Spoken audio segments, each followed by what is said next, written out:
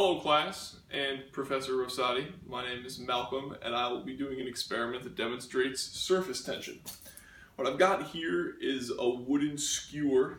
On one side it's pointy, on the other side it's flat, and I also have a glass of water.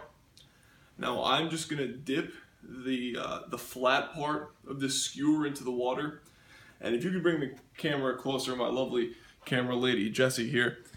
I'm gonna dip the flat part of this in. Can you get it? So can you see? Mm-hmm.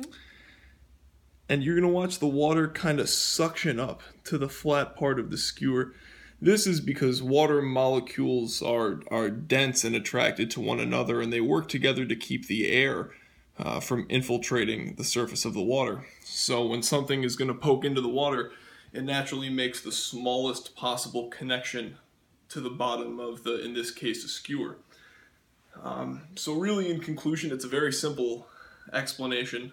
This is the same kind of phenomenon that happens when you have really light bugs, really, in weight, very light bugs that can almost walk on water because they have tips, their legs are almost like this thing, and they're so light that the surface tension of the water is strong enough to hold them up, and they can kind of scale the pond, literally walking on water. So one time I'm going to ask you to bring the camera over here so we can just demonstrate one more time the way that surface tension suctions up to the incoming object, creating the smallest possible connection and the littlest possible surface area of this thing touching the water is the purpose of surface tension.